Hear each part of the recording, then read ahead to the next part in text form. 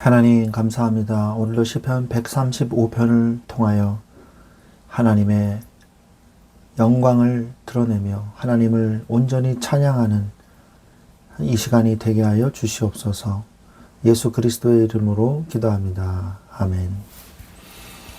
네, 오늘 하나님의 말씀은 시편 135편 1절로 3절까지 말씀을 보도록 하겠습니다.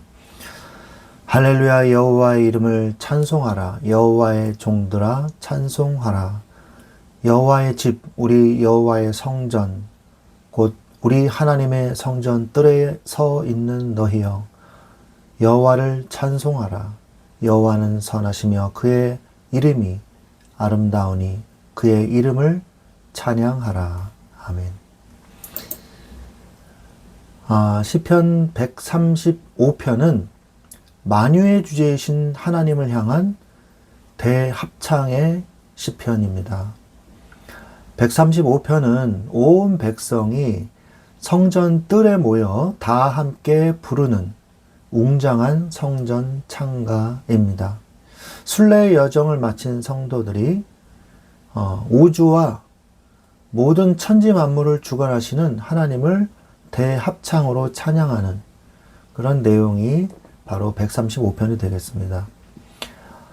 시편 135편의 전체 이 내용을 우리가 좀 살펴보면 1절부터 4절까지는 찬양으로의 초청과 그 이유에 대해서 말씀하고 있죠. 그래서 성전뜰에 모인 제사장과 백성들에게 하나님의 이름을 찬양하라고 선포하면서 그 이유가 바로 하나님은 선하시며 우리를 당신의 특별한 보배로 택해 주셨기에 찬양해야 된다고 말씀하고 있습니다. 5절에서 12절은 창조와 역사 속에 나타난 하나님의 위대하심을 나열하고 있죠.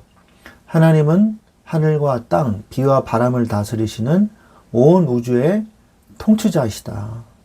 그분은 또 출애굽을 이루시고 가나안의 왕들을 꺾으시고 백성에게 약속의 땅을 주신 내용을 노래하고 있습니다. 그리고 13절에서 18절은 우상과 모든 이 헛된 세상 신들에 대해서 그것이 껍데기에 불과하다 이렇게 말씀하고 있습니다. 입이 있어도 말을 못하고 숨도 못 쉬는 그런 껍데기에 불과하다. 눈이 있어도 보지 못하는 사람에 의해서 만들어진 헛된 우상에 불과하다. 그러므로 생명 없는 우상을 의지하는 자는 결국 우상처럼 허무하게 무너진다는 것을 말씀하고 있는 것이죠. 그리고 19절부터 21절은 온 백성과 제사장, 레위인 모든 성도들을 불러 세워서 하나님을 찬양하자고 다시 한번 대합창을 하는 그런 내용이 나오고요. 그래서 우리가 오늘 이 말씀을 통해서 우상을 제거하고 구원을 기억하며 열정적인 하나님 앞에 찬양으로 영광을 돌리는 그런 말씀을 우리가 볼 수 있습니다. 한 절씩 우리가 좀 보면요. 여호와 하나님을 찬양하라. 그의 이름을 찬양하라. 하나님의 종들아 여호와 하나님을 찬양하라고 계속해서 말씀하고 있죠. 자, 그러면서 여호와의 집, 우리 여호와의 성전, 곧 우리 하나님의 성전 뜰에 있는 너희여 그럽니다. 그러니까 이 찬송시가 함께 모두 모여 있을 때, 성전에 모여 있을 때 불렀던 찬송임을 우리가 알 수 있죠. 그래서 절기나 어떤 공식 행사 때에 모두가 함께 불렀던 찬양임을 우리가 알 수 있습니다. 자, 그런데 그 찬양의 이유가 뭐냐 이거예요. 자, 여호와께서 그의 이름을 위해서, 그의 그 이름을 위해서 야곱 곧 이스라엘을 자기의 특별한 보물과 같은 이 소유물로 하나님께서 택하셨다고 말씀하고 있어요. 자, 여호와를 찬양해야 될 이유, 우리를 택하셨다는 것입니다. 하나님께서 하나님의 주권으로 우리를 택하셨어요. 우리가 잘났기 때문에, 우리가 어떤 특별한 어떤 일을 했기 때문이 아닙니다. 하나님께서 무조건적인 하나님의 은혜로 우리를 선택하셨어요. 그리고 우리를 어떻게 하셨습니까? 구원하셨어요. 자, 5절을 보니까 내가 알고 있거니와, 어떤 걸 알고 있다는 거예요? 여호와 하나님은 위대하신데 그 위대하신 하나님이 세상의 어떤 신들보다도 위대하시다 말하고 있죠. 세상의 신들은 뭡니까? 결국 세상 사람들이 만들어낸, 자신들이 만들어낸 허구에 불과한 거예요. 그죠? 그런 신들하고는 하나님하고 비교할 수 없는 것이죠. 그래서 이스라엘 민족은 우리가 믿는 하나님이 창조주 하나님이시라는 것을 이미 알고 있었던 거예요. 세상의 신들은 우상에 불과하다는 것을 깨달은 것입니다. 실제 하시는 하나님. 자, 6절에 그 하나님이 어떤 일을 하셨습니까? 천지와 바다에서, 이 하늘과 땅에서, 그리고 이 바다에서, 그 모든 깊은 곳에서부터 하나님께서 모든 창조의 역사를 진행하셨다는 거예요.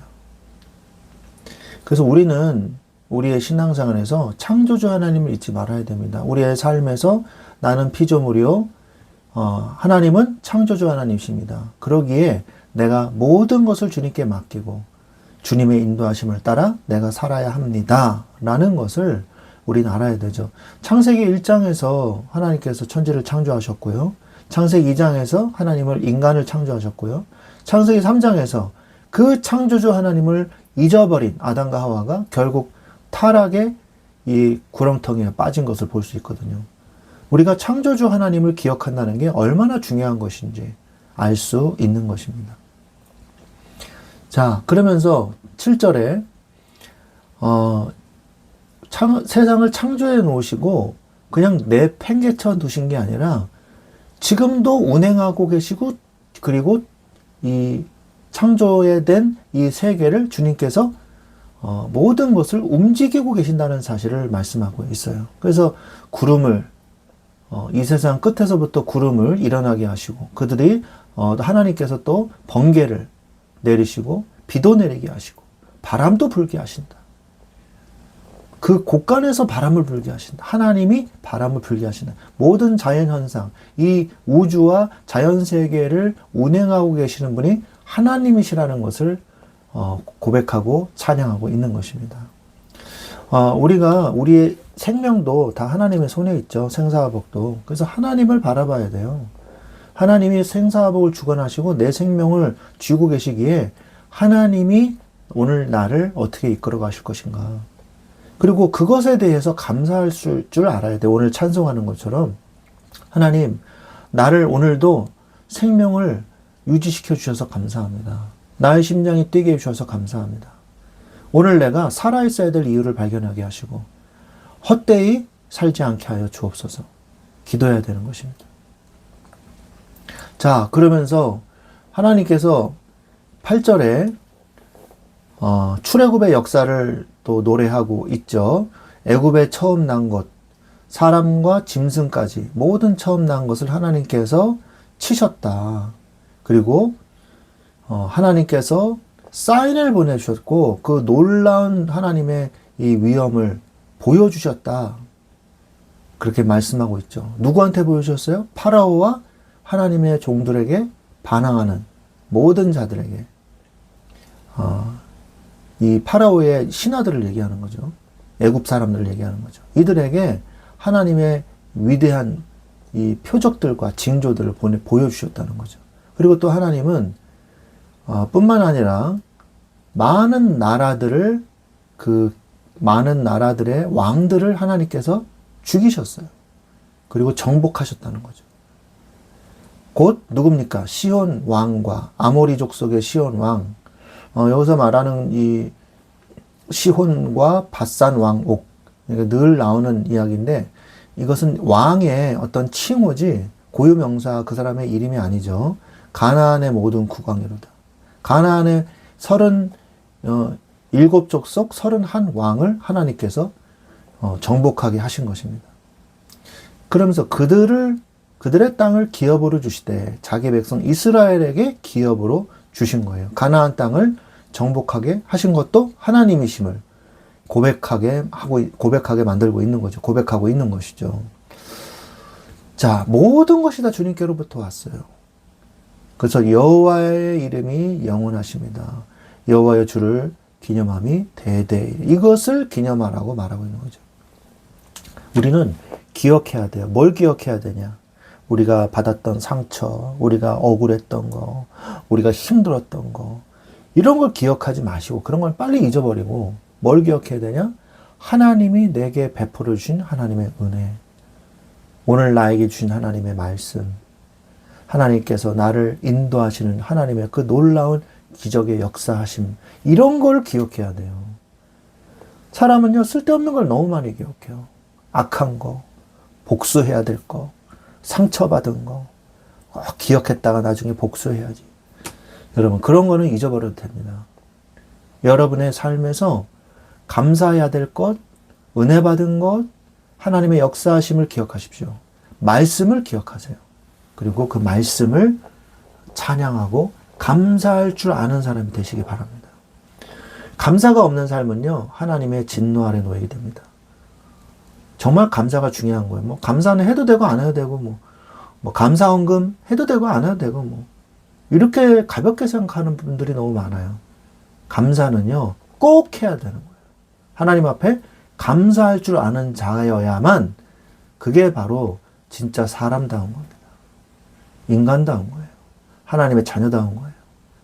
하나님이 주신 은혜는 반드시 감사로 하나님 앞에 예물을 드리시든지 감사의 찬양을 드리시든지 어쨌든 하나님께 감사의 표현을 하셔야 됩니다. 그게 바로 하나님의 자녀예요.